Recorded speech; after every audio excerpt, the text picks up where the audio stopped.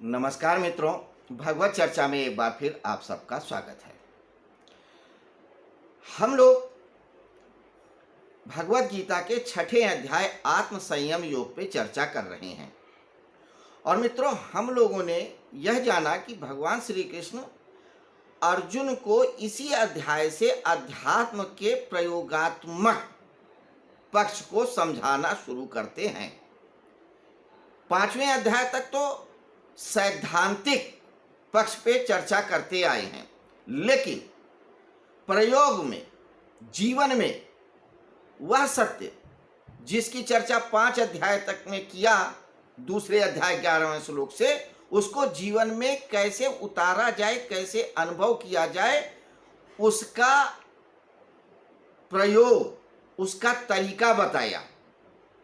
और यह तरीका बताया था कि बहिर इंद्रियों और अंतः इंद्रियों को स्थिर करके अपने मन बुद्धि चित्त को उस परम पिता परमेश्वर में लगाए, अपने अंदर जो स्थित है और जो शरीर के अंदर स्थित है परम पिता परमेश्वर का हिस्सा जिसे आत्मा कहते हैं, उसका साक्षात करे। और जब उस आत्मा का साक्षात कर लेता है व्यक्ति, तो उस व्यक्ति को सब पदार्थों में वही परमात्मा दिखता है और सारे पदार्थ अपने अंदर ही दिखते हैं उसी आत्मा में, और अपने शरीर में भी वह उसी सत्य को देखता है जो सर्वत्र है। ये अभी तक हमने जाना 32वें श्लोक को। लेकिन अब समस्या ये होती है कि ये ध्यान किया कैसे जाए, क्योंकि ध्यान करने की मुख्य शर्त यही है कि मन स्थिर हो। शरीर तो स्थिर हो जाता है, कोई बड़ी बात नहीं है, जड़ है, बांध के मार के पीट के स्थिर कर लोगे। मन को कैसे स्थिर करोगे? मन तो बहुत चंचल होता है। मन की गति तो प्रकाश की गति से भी दूर है। महाभारत में ही भीम से जब पूछा था यक्ष ने कि सबसे वेगवान कौन, तो उन्होंने कहा था मन। तो मन तो कहीं भी पहुंच सकता है। अभी यहां पर है और अभी वो स्वर्ग पहुंच जाए, दिल्ली पहुंच जाए, कलकत्ता पहुंच जाए, बंबई पहुंच जाए, कहीं पहुंच सकता है। उसकी गति अनंत है। तो इस मन को कैसे रोका जाए, इस मन को कैसे स्थिर किया जाए? मन ही स्थिर नहीं होगा तो ध्यान नहीं लगेगा, और ध्यान की शर्त ही यही है कि मन स्थिर हो। तो मन बड़ा चंचल है। हालांकि एक बात और, मन की ये गति और ये चंचलता ही मनुष्य के लिए वरदान भी है, क्योंकि उसकी इस गति की वजह से ही मनुष्य को सारा ज्ञान और विज्ञान अनुभव में आता है। और एक बात और जानिए, जो मन तत्व है न तो पूरा का पूरा जड़ है वैसे जड़, लेकिन पूरा का पूरा जड़ शरीर के अर्थों में नहीं है और पदार्थों के अर्थों में नहीं है, और ना ही चैतन्य है आत्मा की तरीके से। इन दोनों के बीच का पुल है। तो ये जो गति है, ये जो चंचलता है, यही इसका विशिष्टता या विशिष्ट गुण है। यही परमात्मा की तरफ ले जाता है, यही संसार की तरफ लेके जाता है। तो मन की एक विशेषता ये है कि अगर मन को किसी विषय में, किसी भाव में, किसी बिंदु पे, किसी विचार पे लगा दिया जाए, तो उसका क्रम से स्टेप बाय स्टेप साक्षात्कार हो जाता है उस विषय, उस विचार का, और सारा ज्ञान मिल जाता है मनुष्य को। ये मन के ही द्वारा होता है, और जो ज्ञान प्राप्त होता है बुद्धि उसी पे निर्णय ले लेती है। तो मन का यही विशिष्टता भी है, और दुर्गुण बस यही है कि वो किसी एक विशिष्ट भाव या विचार में लगता नहीं। हालांकि ऐसा है नहीं, ये आदत भी हमने बना रखी है, जन्मों जन्मों से बना रखी है। अगर आपकी आदत है पैर हिलाने के, तो आपको फिर साल 2 साल बाद ये आदत पड़ जाएगी कि पैर हिलाए बिना रह ही नहीं सकते। बहुत से लोग हैं बैठे हैं, पैर हिल रहा है। क्यों हिल रहा है? आदत हो गई है सालों की। कुछ लोग कोई ना कोई अनर्गल क्रिया करते रहते हैं, हाथ हिला रहे हैं, हाथ को चटका रहे हैं, उंगलियों से तबला बजा रहे हैं उंगली के ऊपर, तो ये सारी क्रिया आदत बन जाती है।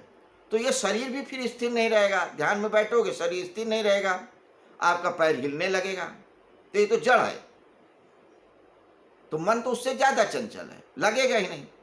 तो जन्मों जन्मों की आदत है कि हम मन के ही अनुसार चलते हैं, मन को हमने अपने अनुसार चलाया ही नहीं, इसलिए हमको कठिन लग रहा है, क्योंकि हम लोग मन के गुलाम हो गए हैं, जबकि मन को हमारा गुलाम होना चाहिए, क्योंकि हमारी इंद्रिय है, विशिष्ट इंद्रिय जरूर है, जैसे हाथ, जैसे पैर, जैसे आंख, सब नाक कान, सारी इंद्रियों पे बहुत हद तक हमारा कंट्रोल है, अभी भी है, लेकिन मन पे नहीं होता है।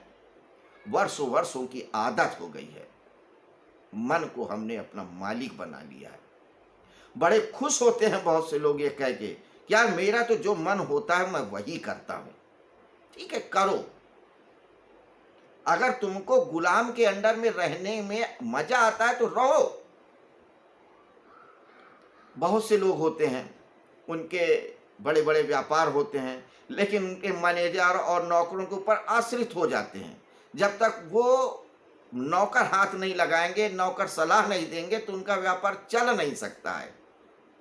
आलसी हो गए हैं, नौकर पे आश्रित हो गए हैं। ठीक है, खुश है, उनकी मर्जी। आपको मन का गुलाम रहना है तो आप बनो, रहो। तो यहां पे यही हो रहा है कि मनुष्य मन का गुलाम हो गया है। और आप और हम नहीं, बड़े बड़े योगी भी गुलाम ही होते हैं, थोड़ा कम होते हैं लेकिन होते हैं। अर्जुन जैसा भी व्यक्ति मन का ही गुलाम है। तभी वो क्या कह रहा है इस सारे ज्ञान को सुनने के बाद? आइए उस श्लोक में देखिए कि हे कृष्ण, ये मन बड़ा जिद्दी है, मन बड़ा चंचल है, ये ध्यान लगने ही नहीं देता है। अगर नहीं लगे तो हम क्या करें? तो आइए श्लोक को देखते हैं कि ये दो जो श्लोक हैं जिनमें ध्यान और ज्ञान और उस अनुभव को प्राप्त करने में क्या कठिनाई आती है मन को लेकर के, वही प्रश्न उठा रहे हैं। तो आइए प्रश्न को देखते हैं क्या कहते हैं इन श्लोकों में। तो अर्जुन कहते हैं, यो अयम योगस्त्या प्रोक्ता साम्येन मधुसूदन एतस्याहम न पश्यामि चंचलत्वा चितम स्थिराम। हे मधुसूदन, आपने समता पूर्वक जो यह योग बताया है, मन की चंचलता के कारण मैं इस योग की स्थिति नहीं देखता हूं। हम लोगों ने इस बात पे भी चर्चा किया है कि भगवान श्री कृष्ण कहते हैं समत्वम योग उच्यते, समता में ही योग है, समता ही योग है, जिसे महात्मा बुद्ध सम्यक ज्ञान कहते हैं, सम्यक दृष्टि कहते हैं, जिसे कबीर अपनी सदुक्कड़ी में भाषा में कहते हैं, ना अति का भला बोलना, ना अति की भली न चोप, ना अति का भला बरसना, ना अति की भली न धूप। यानी अति किसी की भी अच्छी नहीं होती, अति सर्वत्र वज्यते, यानी सब कुछ सम पे हो, सब कुछ संतुलन में हो। और जो व्यक्ति संतुलन में आ जाता है वही योग में स्थित हो जाता है। तो संतुलन साधक किसे कहते हैं? साधक का अर्थ होता है साधना। क्या साध रहा है? संतुलन ही तो साध रहा है नट की तरीके से। और जीवन में हम सभी साधते हैं। सुख आ गया है तो दुख की तरफ भागते हैं, दुख आ गया है तो लगता है कि यार सुख की तरफ जाएं, सुख आता है तो बोर हो जाते हैं, कुछ ना कुछ परेशानी मोल ले लेते हैं। साध ही तो रहे हैं। साधक भी क्या है? साध ही तो रहा है, आत्मा परमात्मा को साध रहा है, अपरा और परा को साध रहा है, संतुलन समता में ला रहा है। तो समता ही योग है। तो कहते हैं अर्जुन कि इस समता रूपी योग को साधना मन के वजह से बड़ा कठिन है, क्योंकि ये बहुत चंचल है। मैं नहीं देख पा रहा हूं कि इस मन की चंचलता के कारण हम इस समता को उपलब्ध हो पाऊंगा या कोई हो पाएगा। फिर क्या कहते हैं आगे? असंशयम महाभाव मनो दुर्निग्रहम चलम अभ्यासेन तु नहीं, सॉरी, ये कहते हैं चंचलम ही मना कृष्ण प्रमाथि बलवद्रणम तस्याहम निग्रहम मन्ने वायु रिव दुष्करम। चंचलम ही मन कृष्ण, हे कृष्ण, मन की चंचलता, प्रमाथि बलोद्रणम, प्रमथनशील, दृढ़ जिद्दी है। ये जो चलायमान मन है ये बहुत जिद्दी है, बहुत दृढ़ी है, किसी की नहीं सुनता है, जो इसकी मर्जी होती है वो वही करता है। ये इसको वैसे ही रोकना है जैसे आकाश में वायु होती है। वायु को हम नहीं पकड़ सकते हैं, वायु को रोकना चाहे तो रुकती है, नहीं रुकती है, बहती ही रहती है। हम चाहें कि अपने मुट्ठी में बस बंद कर ले, नहीं बंद कर सकते हैं। मुट्ठी बंद करेंगे हवा बाहर निकल जाएगी, मुट्ठी खाली रह जाती है। कमरा बंद कर देंगे तो इधर उधर से निकल जाएगी, अगर इधर उधर से नहीं निकलेगी तो कमरा में ही घूमती रहेगी, कमरे में ही घूमेगी, उसी स्थान पे ही घूमेगी, स्थिर नहीं रह सकती हवा। तो जैसे वायु को स्थिर नहीं किया जा सकता आसानी से, वैसे ही मन को स्थिर नहीं किया जा सकता। इसलिए मुझे इस बात में संशय है कि मन को स्थिर करके कोई व्यक्ति समता को प्राप्त हो सकता है। और मन जब तक स्थिर नहीं होगा तब तक उस सत्य के, उस आत्मा के दर्शन नहीं होंगे, उसका अनुभव नहीं होगा। तो मन का सम पे आ जाना, मन का स्थिर हो जाना ही योग है। इसीलिए बार बार कहा है हम लोगों ने, चर्चा में जाना है कि मन ही पुल है, मन को ही साधना है। मन के हारे हार है, मन के जीते जीत।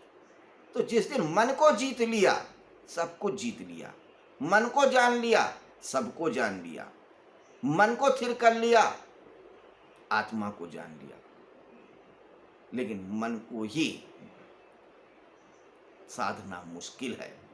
मन के घोड़े बहुत तेज दौड़ते हैं, सूर्य के प्रकाश से भी तेज दौड़ते हैं, वायु से भी तेज दौड़ते, सबसे तेज दौड़ते हैं। अब इस मन को कैसे लगाम लगाई जाए, ये भगवान श्री कृष्ण आगे के 2 श्लोकों में बताते हैं। क्या बताते हैं ये हम लोग कल की चर्चा में जानेंगे। अमित, आज की चर्चा यहीं पे समाप्त होती है, यहीं पे विदा लेना चाहेंगे। कोरोना काल में आप सब लोग, एक बार फिर मैं कहना चाहूँगा, बहुत ज़रूरत हो तभी घर से निकलें, वरना घर पे ही रहें, खुद सुरक्षित रहें, दूसरों को भी सुरक्षित रहें, स्वस्थ रहें, सानंद रहें। प्रणाम, शुभ रात्रि।